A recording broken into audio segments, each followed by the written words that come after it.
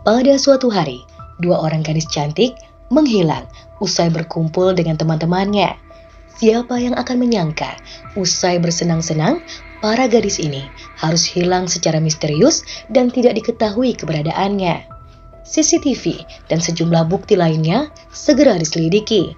Kasus yang menghebohkan Amerika ini bahkan baru terpecahkan setelah 5 tahun lamanya. Lalu, apakah yang sebenarnya terjadi pada kedua gadis ini? Apakah mereka masih hidup atau telah meninggal dunia? Dan siapakah sebenarnya dalang dari kasus yang menyedihkan dan penuh misteri ini? Simak di cerita selengkapnya.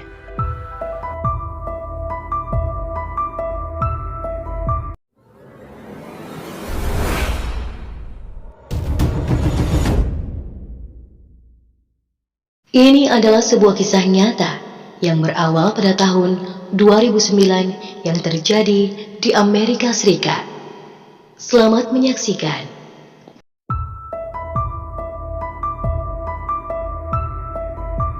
Gadis cantik yang satu ini bernama Morgan Dana Harrington.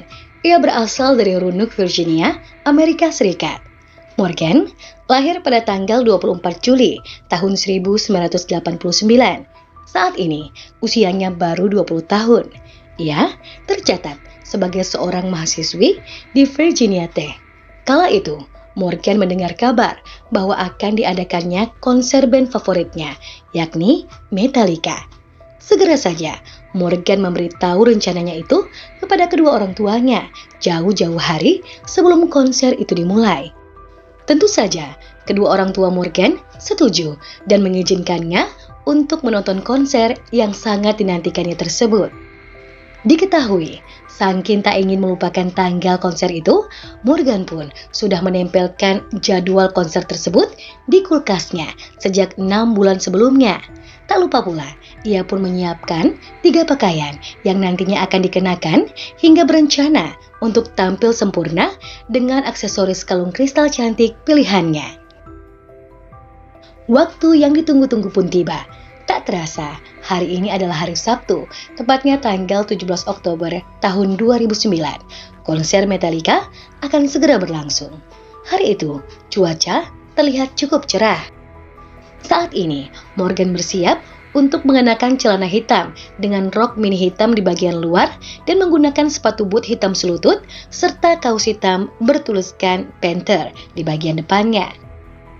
Setelah berpamitan kepada kedua orang tuanya, Morgan pun bergegas pergi bersama 3 temannya dan langsung saja ia berkendara ke tempat konser di John Paul Jones Arena di Universitas Virginia. Mereka langsung saja masuk ke arena konser dan menikmati acara yang tengah berlangsung hari itu. Morgan yang sudah menunggu-nunggu acara tersebut tentunya sangat bahagia.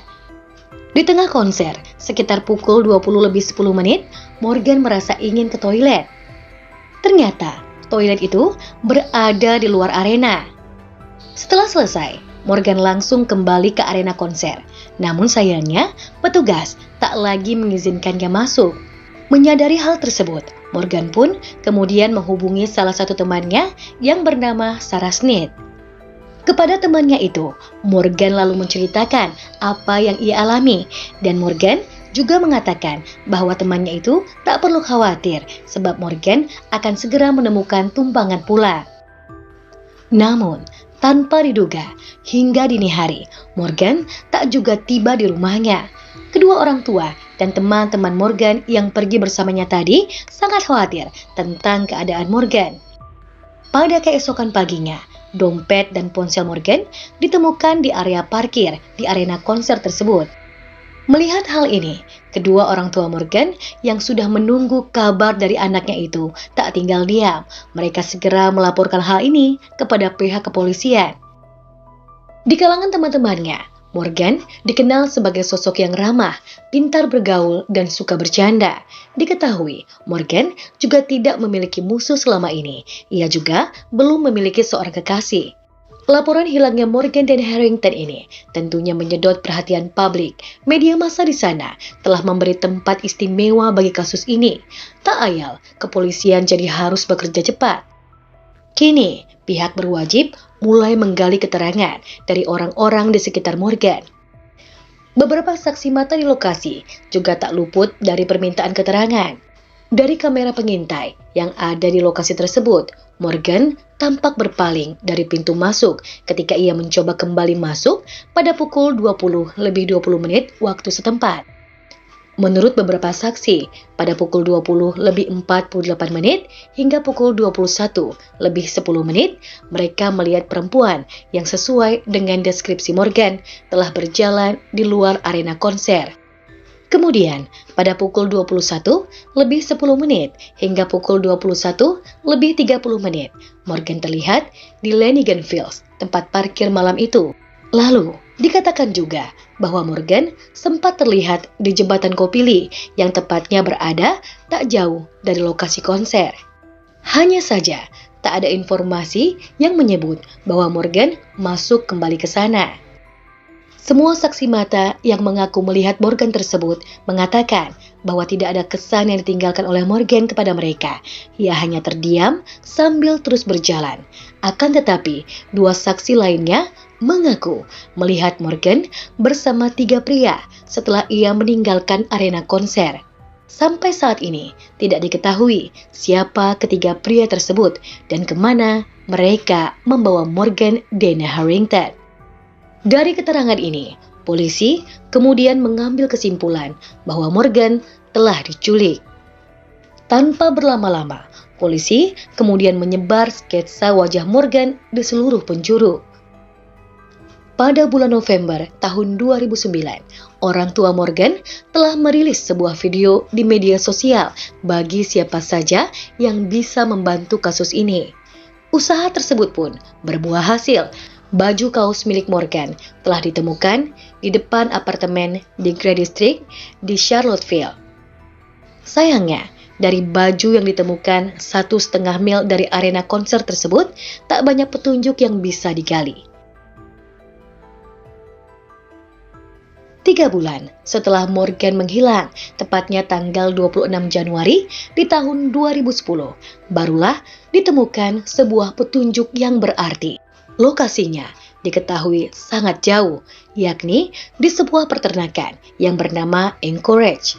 Seperti biasa, pada pagi-pagi buta, David Bass, sang pemilik peternakan, memberi makan hewan ternaknya. Sambil ia mengecek kondisi ternaknya, David melihat gundukan tanah yang berisi sisa-sisa kerangka yang menyundul keluar di peternakan seluas 700 hektar miliknya. Demi memperjelas temuannya itu, David lalu berusaha untuk menggalinya. Ternyata isinya sangat mengejutkan. Di dalamnya terdapat kerangka manusia. Tanpa berlama-lama, David langsung saja menghubungi kepolisian Albemarle. Seketika saja, polisi langsung bergegas ke lokasi dan membawa sisa-sisa kerangka itu untuk dilakukan pemeriksaan forensik. Hasilnya, diketahui bahwa kerangka itu adalah kerangka manusia, yakni milik Morgan Dana Harrington. Penemuan itu telah membuat status kasus Morgan berubah menjadi kasus pembunuhan. Di dalam sebuah konferensi pers, orang tua Morgan mengungkapkan bahwa anaknya telah dihabisi dengan cara yang sangat brutal. Banyak tulang Morgan yang patah saat itu. Ia juga diketahui sempat dinodai secara paksa sebelum akhirnya dihabisi oleh orang jahat tersebut. Ayah Morgan sempat menuliskan di dalam sebuah blog yang didedikasikan untuk putri tercintanya itu, yakni di morgan.com. Ia menulis, bagaimana mungkin seseorang menghapus begitu banyak tentang Morgan dan membuatnya menjadi tumpukan tulang. Hal tersebut dikatakan merupakan sebuah kekejian melihat akhir dari semua ini. Peternakan Anchorage adalah sebuah peternakan terpencil yang berada di Albemarle County. Lokasinya setengah mil dari akses jalan dan sekitar 10 mil dari tempat Morgan menonton konser malam itu. Dikatakan untuk bisa sampai ke daerah tersebut memerlukan waktu cukup lama dan sangat sulit diakses oleh umum. Selain lokasinya terpencil, banyak rintangan rumit yang harus dihadapi. Oleh sebab itu, mereka yang tidak akrab dengan daerah ini akan sangat sulit sampai ke lokasi kerangka. Polisi menyatakan orang yang bertanggung jawab atas pembunuhan Morgan ini sudah pasti akrab dengan lokasi. Pada bulan Juli tahun 2010, kepolisian mengumumkan file forensik DNA pelaku yang terdapat di kerangka Morgan. Departemen Ilmu Forensik berhasil mengkonfirmasi kecocokan DNA yang menghubungkan dua kejahatan berbeda sekaligus. Ternyata hasilnya sama dengan DNA yang ditemukan pada tubuh korban yang mengalami tindak penodaan secara paksa di Fairfax City pada tahun 2005 yang lalu. Dalam kasus itu, seorang wanita dikatakan sedang berjalan pulang dari sebuah supermarket di Jalan Germantown pada tahun 2005 yang lalu, tepatnya pada tanggal 24 September. Waktu itu, di jam 10 malam, tiba-tiba saja dari belakang, seorang pria menangkap wanita itu dan kemudian membawanya ke Rock Garden Drive di sebuah hutan kota di dekat lokasi. Di sana, wanita berusia 26 tahun tersebut dianiaya dan dinodai secara paksa sebelum pada akhirnya pelaku melarikan diri. Singkat cerita, akhirnya korban pun melaporkan apa yang ia alami kepada pihak kepolisian. Berdasarkan keterangan dari korban ini, akhirnya kepolisian pun membuat sketsa wajah pelaku. Diketahui usianya sekitar 25 hingga 35 tahun dengan rambut hitam medium. Namun sayangnya, hingga kasus Morgan muncul, pelaku masih belum juga ditemukan.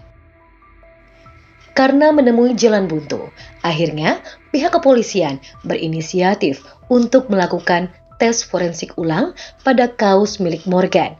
Dan hasilnya terdapat DNA yang sama dengan yang ada di tubuh Morgan. Bahkan terdapat bulu anjing di sana.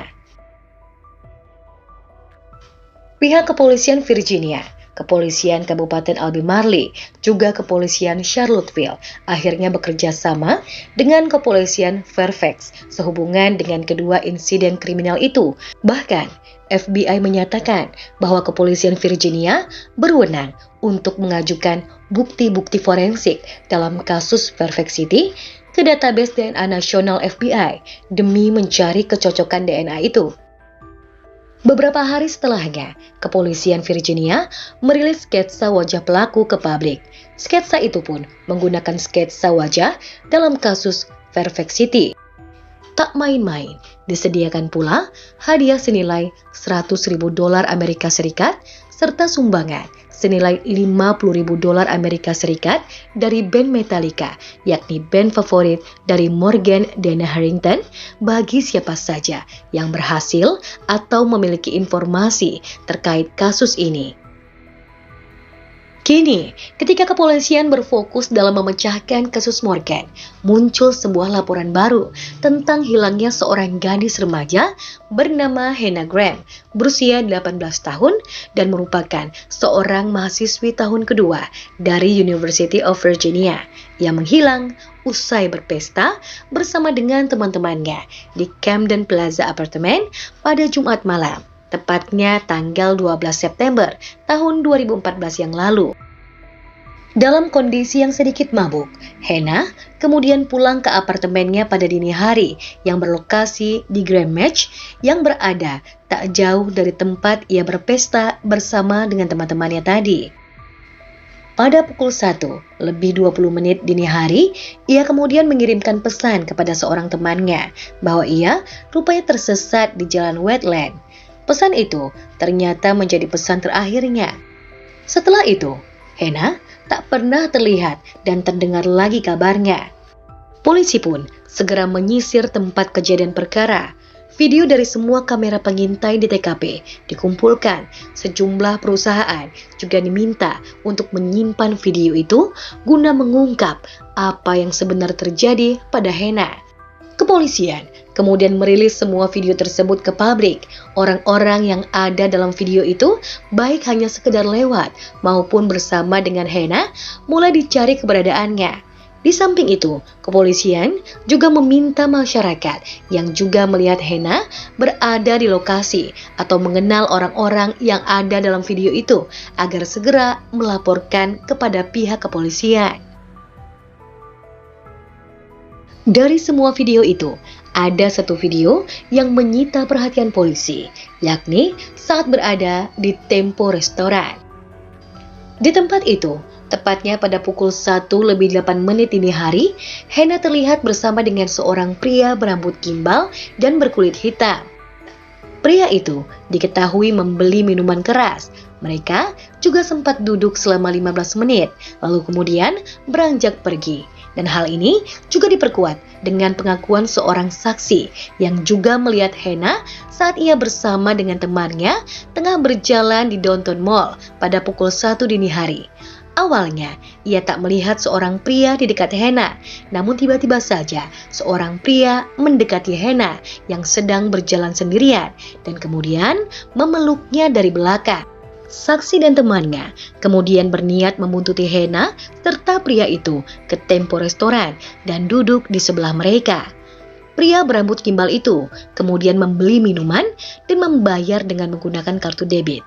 Saksi lain juga menyebut ia melihat Hena dekat sebuah mobil Chrysler Sebring keluaran tahun 1998 bersama dengan seorang pria yang tampak tidak ramah.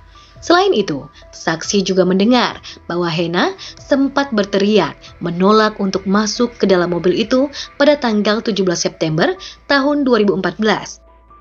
Di samping itu, pencarian terhadap Hena terus dilakukan di seluruh Charlottesville.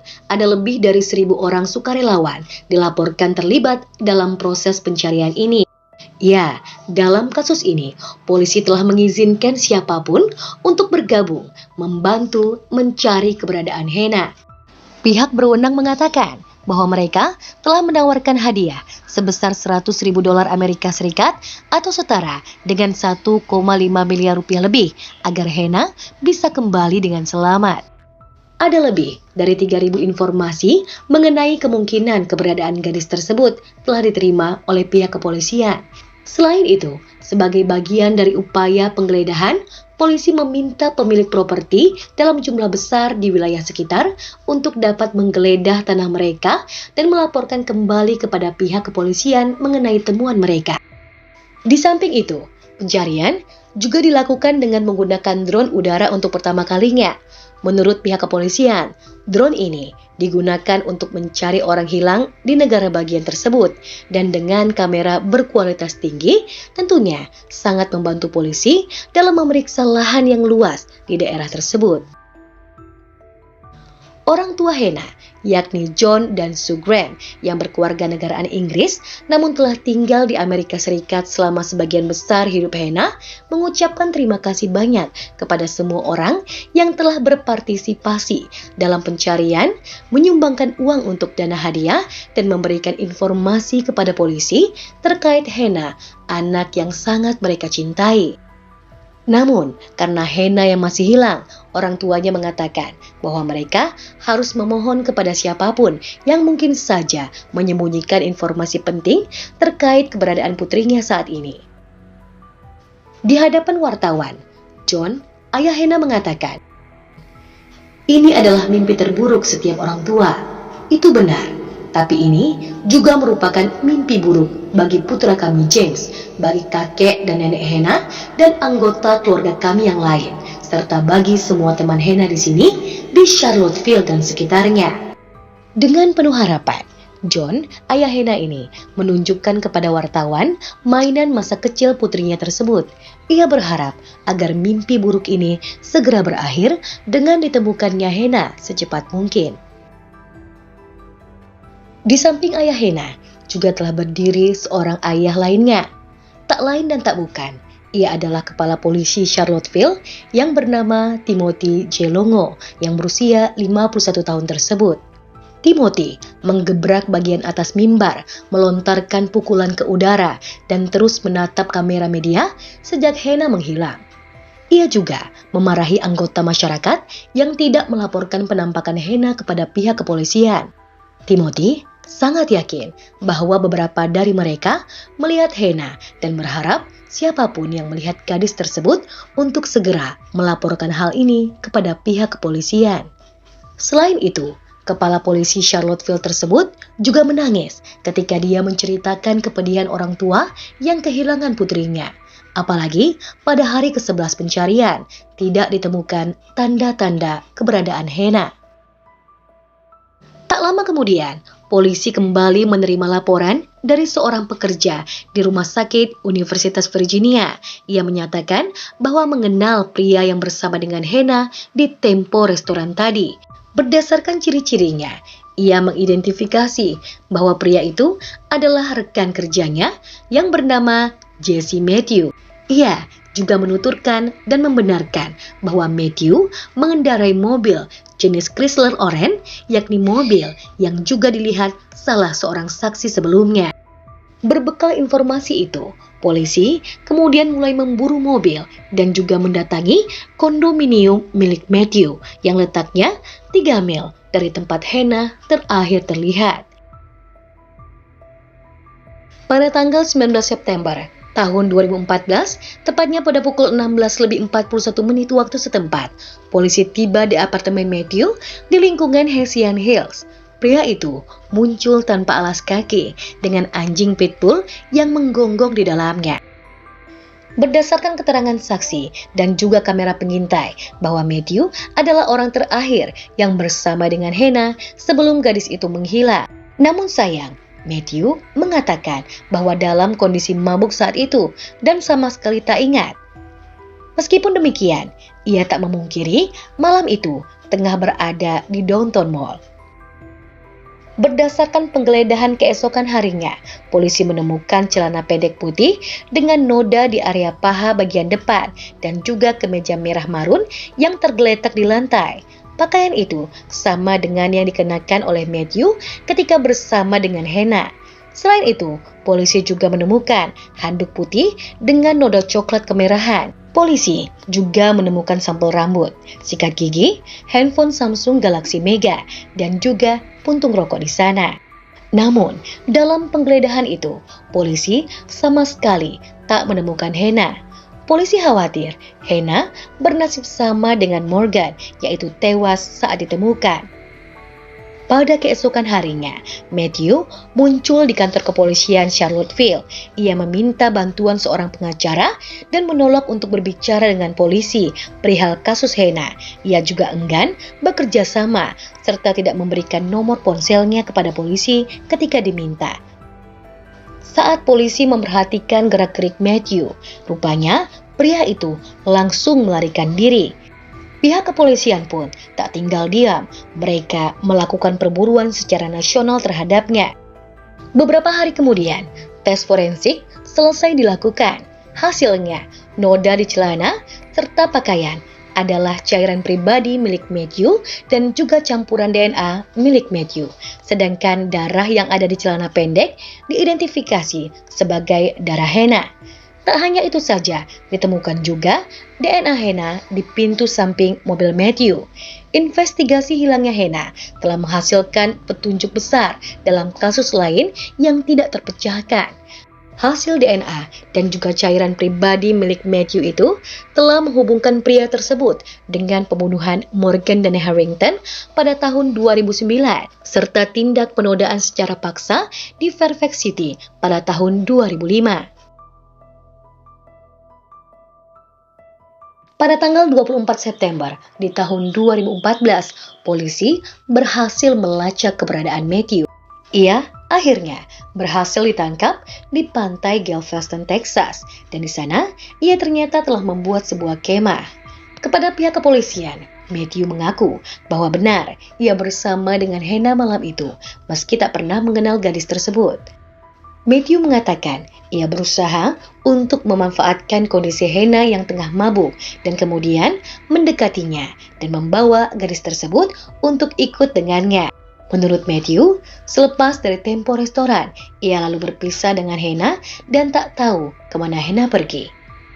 Mendengar pengakuan ini, tentu saja polisi tak mempercayainya. Pada tanggal 18 Oktober di tahun 2014, jasad Hena ditemukan di belakang sebuah rumah kosong di Albemarle County, sekitar 5 mil dari jasad Morgan ditemukan. Hasil otopsi telah menunjukkan bahwa Hena mengalami patah tulang di tubuh dan juga di hidungnya. Sama halnya dengan Morgan, Hena juga dianiaya dan kemudian dinodai secara paksa sebelum pada akhirnya meninggal dunia. Selain itu, polisi juga meyakini bahwa Hena dan juga Morgan melawan ketika dianiaya oleh Matthew. Bukan hanya itu saja, polisi mengatakan bahwa Hena dan juga Morgan ditemukan tanpa sehelai benang pun dan barang-barang yang mereka kenakan juga hilang dan tak pernah ditemukan lagi, kecuali kaos milik Morgan dengan bulu anjing di sana. Diyakini bulu tersebut adalah milik peliharaan Matthew. Menurut pihak kepolisian, Hena telah dicekik hingga dia akhirnya meninggal dengan lemas. Pada hari Selasa, tepatnya tanggal 21 Oktober, bukti-bukti terkumpul dan membuat Matthew tak bisa lagi mengelak. Ternyata, kronologi pembunuhan ini diakui Matthew sama dengan temuan polisi. Hena awalnya diculik, diserang, dan kemudian dinodai secara paksa sebelum akhirnya ia dihabisi dan jasadnya dibuang di lokasi yang berbeda dengan Morgan. Para saksi mengaku bahwa mereka melihat Matthew pada pukul 6:30 dan pukul 7:30 di sebuah rumah kosong sehari setelah Hena menghilang. Selain itu, Matthew juga menunjukkan gelagat yang aneh. Misalnya, ia datang terlambat ke tempat kerjanya, rahangnya bengkak, mengeluh sakit gigi, dan jarang keluar apartemen, serta tidak menanggapi berbagai panggilan telepon. Matthew juga akhirnya mengaku bersalah atas pembunuhan Morgan dan Harrington dan juga tindak penodaan secara paksa yang ia lakukan di Fairfax City pada tahun 2005 yang lalu. Di sini kita akan tahu bagaimana Matthew bertemu dengan Morgan. Waktu itu, tepatnya 5 tahun yang lalu, Matthew yang tengah bekerja sebagai seorang sopir taksi sedang mengendarai mobilnya di sekitar area konser. Kemudian, Morgan menyetopnya. Di tengah perjalanan, Morgan ternyata memberitahu bahwa ia tidak memiliki cukup uang untuk membayar Matthew. Mendengar kata-kata Morgan tersebut, bukannya membantu, Matthew malah meminta kepada Morgan untuk dilayani sebagai bayaran taksinya. Tentu saja, Morgan yang mendengar hal itu menolak seketika dan meminta untuk diturunkan di pinggir jalan saja. Namun, Matthew terus saja melajukan taksinya dengan sangat kencang. Hal ini dibenarkan oleh seorang petugas operator taksi di tempat Matthew bekerja yang mengatakan bahwa Matthew tengah bekerja ketika malam Morgan menghilang. Ia juga bersaksi bahwa Matthew memang benar-benar sulit dikontak pada malam itu. Pada bulan Oktober tahun 2016, hakim kemudian memvonis Matthew 3 kali hukuman seumur hidup atas kasus Morgan dan juga Hena. Ia juga divonis hukuman percobaan pembunuhan dalam kasus Fairfax City pada tahun 2005. Usai putusan hakim itu, Ibu Morgan lalu mengikat pita hijau di sebuah jembatan Kopili, tempat Morgan terakhir terlihat sebagai bentuk penghormatan terhadap anak kesayangannya tersebut. Menurut Jill, hijau melambangkan pertumbuhan baru ke depannya. Ia juga menuturkan tidak akan mengunjungi jembatan itu lagi. Foto Morgan dan Hena kemudian diletakkan di jembatan itu untuk mengenang para gadis tersebut. Jill mengatakan, "Kini saatnya kami berfokus pada penyembuhan dan pemulihan, kedua hal yang kami abaikan selama mencari keadilan bagi Morgan, anak kami. Ini merupakan perjalanan yang sangat panjang, bahkan jalan yang sulit," ujarnya. Pada foto ini, kita dapat melihat momen di mana kedua orang tua Morgan berkumpul dengan kedua orang tua Hena. Mereka tampak melakukan doa bersama dan saling menguatkan atas musibah yang telah menimpa putri mereka masing-masing. Setelah peristiwa itu, kedua orang tua Morgan mendirikan sebuah organisasi bernama Help Save the Next Girl. Help Save the Next Girl adalah organisasi nirlaba nasional yang dibentuk untuk menghormati Morgan dan Harrington. Organisasi ini berusaha membuat wanita dan juga gadis-gadis muda lainnya untuk peka terhadap bahaya predator. Mereka juga berkomitmen untuk aktif hadir di kampus-kampus, di klub-klub, serta forum-forum pencegahan kekerasan di seluruh negeri.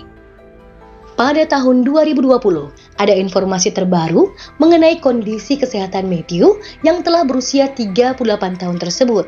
Rupanya, pria itu didiagnosa menderita penyakit kanker usus besar stadium 4 dan telah mendapatkan perawatan medis. Ia pun sempat dipindahkan ke penjara yang memiliki peralatan medis cukup lengkap, seperti misalnya fasilitas kemoterapi dan lain sebagainya. Namun, untuk perkembangan di tahun 2024 ini, tidak ada lagi informasi yang kami dapatkan terkait kondisi dari pria tersebut. Kami, segenap tim Cerita Miranti, mengucapkan turut berduka cita yang sedalam-dalamnya kepada seluruh keluarga korban. Kami berharap keluarga bisa bangkit dan terus semangat dalam menjalani kehidupan. Selamat jalan, Morgan dan Hannah. Kebaikanmu akan selalu dikenang.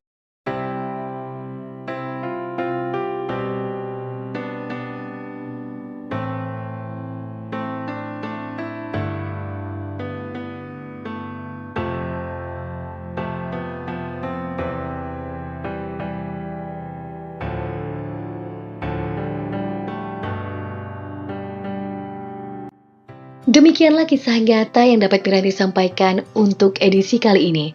Semoga kita bisa mengambil hikmah dan pelajaran dari apa yang terjadi di sekitar kita, termasuk dengan peristiwa ini. Bagaimana pendapat teman-teman terkait kasus ini? Jangan lupa ya, tuliskan di kolom komentar. Miranti ingin mendengar bagaimana pendapat dari kalian.